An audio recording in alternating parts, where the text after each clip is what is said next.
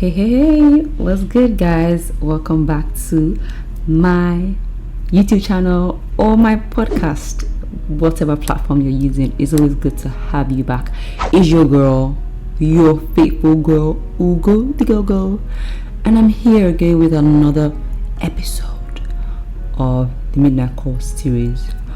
I'm sorry, I record these things at night for effects. Well, see, now I'm tired. How you guys doing? I'm so happy. Thank you so much for the feedback you gave me in regards to the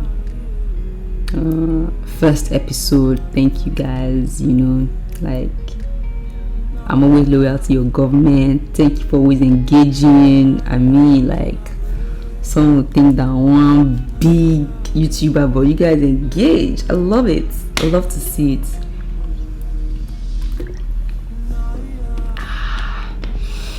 Sorry about that. Yeah, so on today's episode of Midnight Calls, I'll be talking to you guys about an experience that I had while I was in uni and what it has taught me. So I did my uni in the UK. I went to University of Birmingham.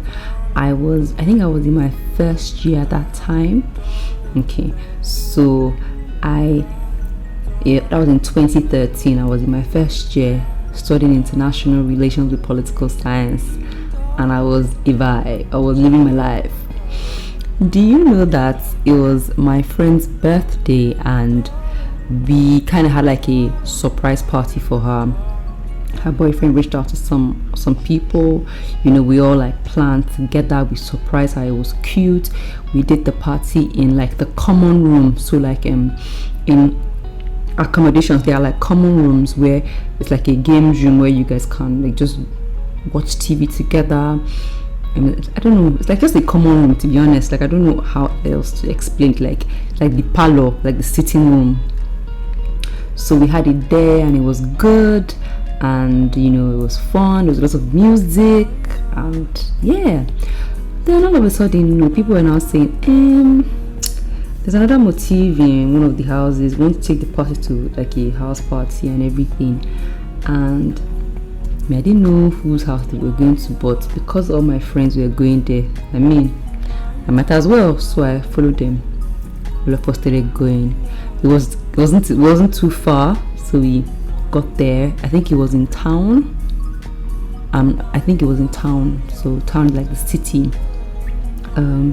So we got into the house, and there were some guys there. Hey God, if my mom is watching this podcast, mommy, I've changed. No, I didn't do anything bad, but I don't hang around with some of these people again. Please forgive me. Please, I'm just naive. But yeah, and the people smoking weed and drinking and having a time of their life, normal house party bands down. So now 2013, this was when I just started walking with God. I was just trying to navigate through this whole God thing.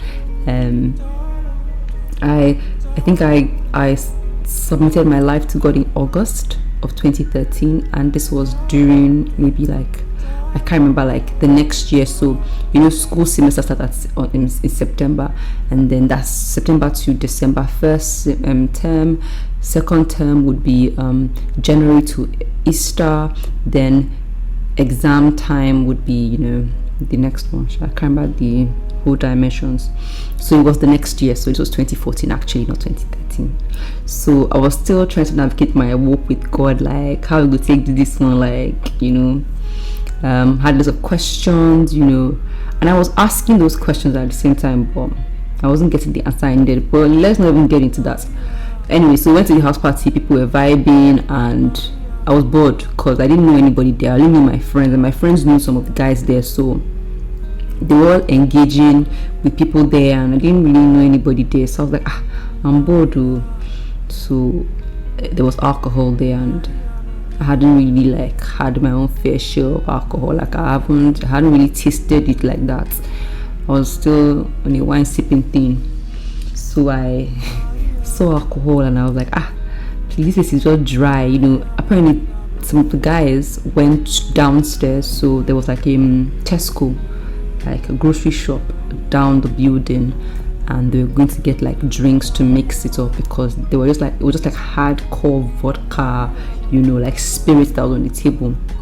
Out of boredom, I was just like, there's nobody to talk to, and me, I hadn't explored the flirtatious side of myself then, so I didn't really know how to talk to man then. And I just took like a glass tumbler. I'm not talking about shots now, glass tumbler. Poured vodka or whatever inside it and downed it. Like, took another one, like downed it, and I was gone. Then the boys had already come with drinks to mix, and apparently, like, I was on the floor like a dog, going up and down, talking, chatting, rubbish, utter rubbish. So I was going around, there was a house party, things that should not happen were happening there. There were like couples there, doing one or two things, getting their groove on. I would go to them and say, why are you kissing him? Why are you kissing her? What is your, I was just talking a lot. Now the thing that happened that changed my life was, well, will I say change my life, but it determined a huge course of my life when I was in uni, was when, as I was drunk and I was hopping from person to person, just disturbing people up and down, because I was just, I think probably if I'm drunk, I'm a chatterbox. I went to two girls, I know them till today, and I was like, hello, my name is Ugo, I am the Assistant Vice President of the ACS. The ACS is the African and Caribbean Society. I am also a member of the, I was going to a church then, a redeemed church then. Should I have said it? It doesn't matter. But yeah, I was going to a redeemed church there, and like, I go to this church, and because I had become active in church, that as per newborn again, so I was serving, I was in the choir. I was like, and I also am, I wasn't in leadership then. I'm not sure if I was in leadership then, but I was part of a fellowship, and in that fellowship, it was for campus students. So I was like, oh my god, I'm part of this gift fellowship. We do this, we do that. I was proper telling them, advocating. I said, I'm gonna be singing in church. So I had a part to sing in church on Sunday, because I was in the choir, so I'm singing in the church as well. I'd like to invite you to ACS. I would like to invite you also to my fellowship. I would like to also invite you to my church. Tomorrow I'm ministering. It's the youth Sunday, and this is happening. We're wearing pink, or wearing this, or wearing that. I was really giving them proper. I was talking to them, and they were amazed. They were in shock. I was like, you girls are beautiful. You are so beautiful. Like, what is your name? What is your name? I know everyone was just vibing, like just laughing because I was a mess, right? When that happened, I think some of my friends realized that this one needed to go, because she's not really behaving well again. So they called the cab for me, and I think they went to get to find the cab, because they couldn't see the cab. After a while, I was getting myself together, but I was still drunk. Like, I was still a bit, I don't know the words right now, but I was just behaving somehow sharp. That was now when there was this guy, like, God. Let me start from saying this. Before, I used to kind of get jealous, I don't know why, about people's stories. I'll be like, well, not jealous, but I'll be like, oh my god, my story is not this deep. Like, this kind of thing not happened to me. And some people are trying to make their stories look more traumatic. They want to be more dramatic, like, this happened to me and that happened to me. See, guys, there is a grace in being kept. There is a grace in being kept, because that is what God did for me. God kept me. I don't think I've been able to tell. I didn't tell my friends this then. I told my best friend, and I was like, and I only told her last year. because the fear in me, like, I didn't believe that I was saved from that. So now fast forward to what happened. So as my friends went to get the cab, there was this guy that was like, oh, come, let me take you to where you will get air. Let me take you to where you will get air. So pulled me out of the apartment. So it was like a group of apartments. He pulled me out, and he took me to the elevator for a weird reason. And because I was tipsy, I wasn't really like, I was just leaning and moving, and he was just dragging me out, right? And as he dragged me out, I was a bit like, I knew that I wasn't where I was, because it was a cold time.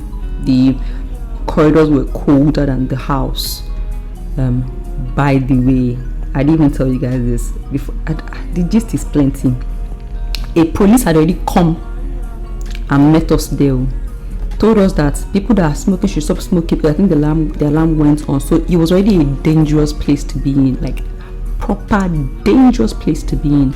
So thankfully, like, I was pulled out, and he took me to the elevator. And do you know that when he took me to the elevator, I realized that I started feeling hands all over my body, like just like pressure on me, like trying to hold me and trying to like do funny stuff. Do you know what I'm talking about? But because I was partly conscious, partly unconscious, I was just like, I wasn't strong enough to stand. The elevator, like, it was a bit too thin, so I couldn't be pushed to the floor. Do you get? So I was just like leaning, and it wasn't comfortable, it wasn't cute. Do you understand? He wasn't able to do what he wanted to do, and I pressed the button of the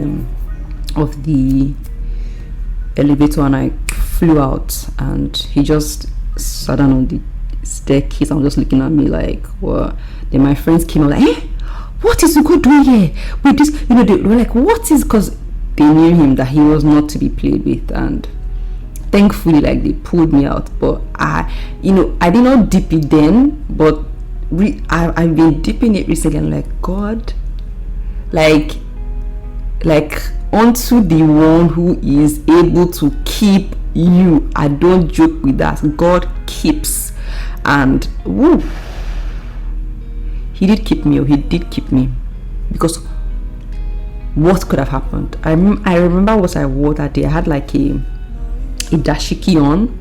I had like shorts on, and I had like pantyhose, so like tights. So my shorts were really like buckled up, like tight, and then my pantyhose, so like, your leggings would like hold you down.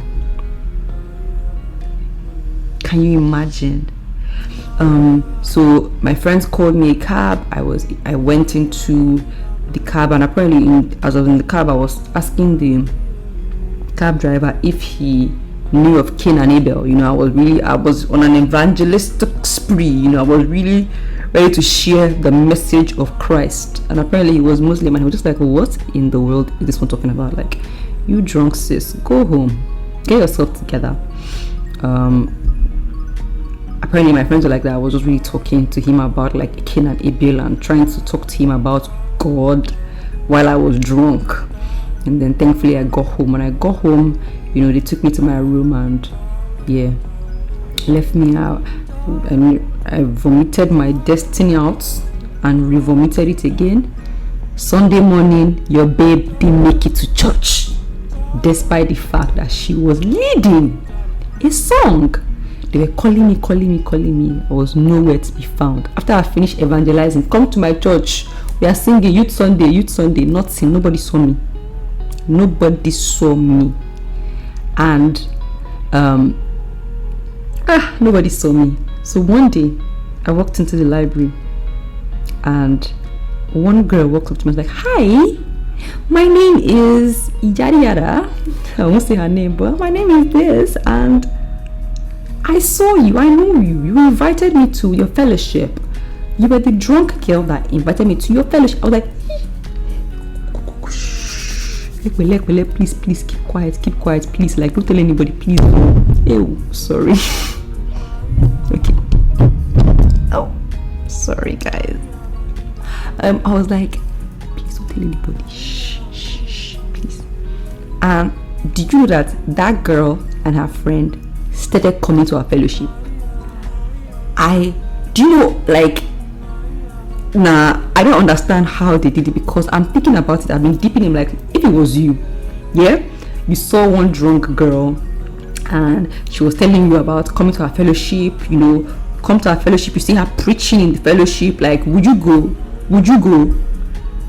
But they came and they literally like stayed. They stayed. I know that even till today, one of the girls, like, I don't know, I haven't kept in touch with the other one, but one of the girls is a proper Christian. Like, she loved the Lord. Like, she's living her life for the Lord. Like, I don't know how. I don't know how. There are two things, when one day I just sat and I started reflecting on what exactly happened, and I was like,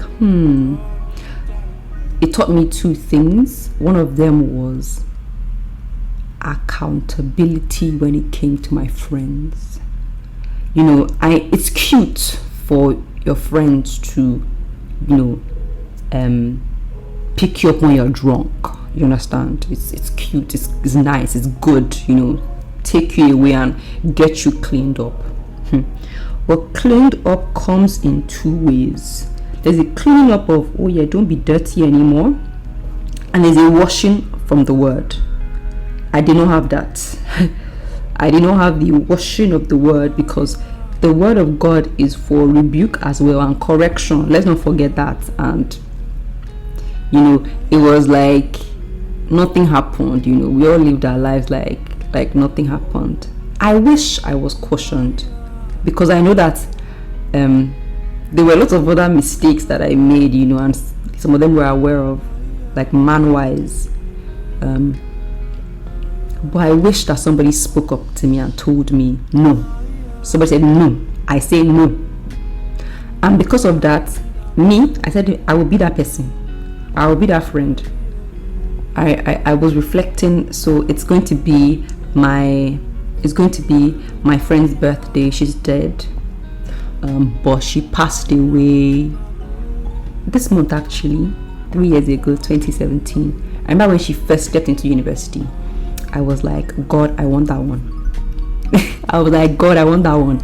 And when she came in, she said, I'm coming to be a bad girl at wine. Bad girl at wine.